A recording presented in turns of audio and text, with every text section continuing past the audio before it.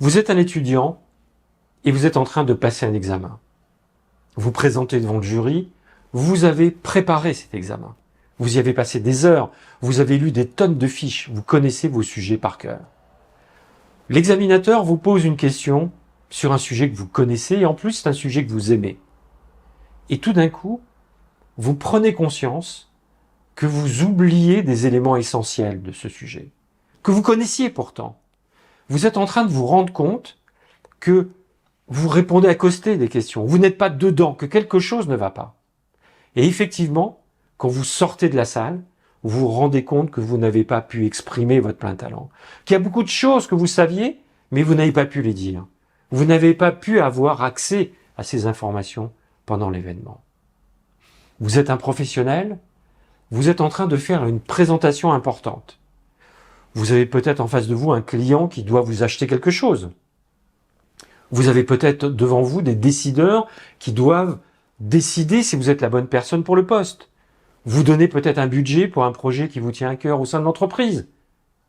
Vous présentez votre candidature, vous présentez votre sujet, et là aussi, quand vous avez fini, vous vous dites mince, j'ai pas dit ça, j'ai pas fait ça, je me sentais pas à l'aise, j'ai senti que quelque chose n'allait pas et j'ai pas pu défendre comme je l'aurais souhaité tous les arguments, mon projet, ma candidature.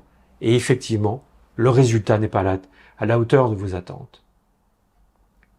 Vous êtes un sportif, vous avez 1000 fois répété ce geste. Vous le maîtrisez, vous l'aimez ce geste. Et vous êtes plutôt bon dans ce geste. Et au moment et au jour de la compétition, vous le ratez.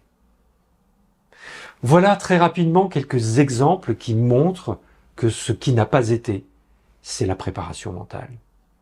Alors quand on pose à un individu 3 questions assez simples, c'est combien de temps avez-vous investi dans votre préparation technique? Combien de temps avez-vous investi dans votre préparation physique? Combien de temps avez-vous investi dans votre préparation mentale?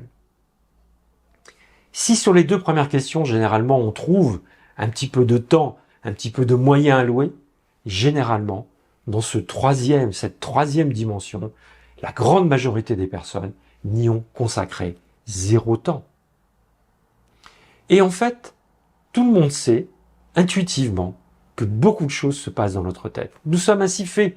Notre cerveau fonctionne, notre cerveau va avoir un impact considérable sur nos vies. Et on sait qu'il existe, et pourtant, notre mental, qui parfois nous joue des tours parce que on oublie ce qu'on sait, parce qu'on se retrouve en situation de surstress, ou parfois au contraire en situation de sous-stress, tout ça fait que on a tous conscience que notre mental a un rôle important à jouer.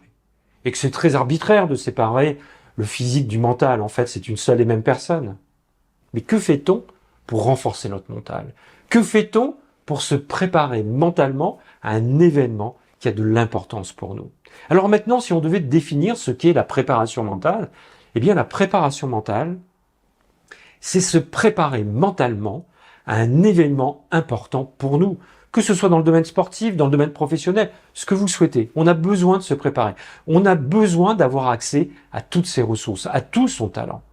Et l'objet de la préparation mentale, c'est de permettre aux individus, justement, de pouvoir donner le meilleur d'eux-mêmes, de pouvoir exprimer totalement leur talent. Et parfois même, au moment de la compétition, au moment de l'événement en jeu, de faire même plus que ce qu'ils ont été capables de faire à l'entraînement ou ce qu'ils sont capables de faire de manière générale. J'ai presque envie de dire d'avoir les capacités de se transcender. C'est ça la préparation mentale. C'est une dimension qui est très importante.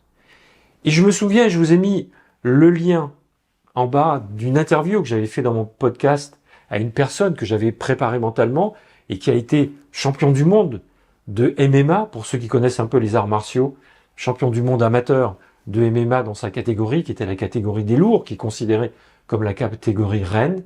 Quand on écoute cette interview, il nous dit que la préparation mentale, pour lui, représente 75% du succès de son entreprise, alors qu'en définitive, il passe des heures et des heures tous les jours à physiquement et techniquement s'entraîner. Donc vous voyez, cette préparation mentale n'est pas anodine. Cette préparation mentale n'est pas mystérieuse, ce sont des techniques qu'on a en nous, ça n'est pas dérangeant. On utilise tout un tas de techniques et de protocoles qui sont assez naturels en fin de compte, mais qui vont nous permettre de donner le jour J absolument tout ce qu'on a, et parfois même un peu plus de ce qu'on a.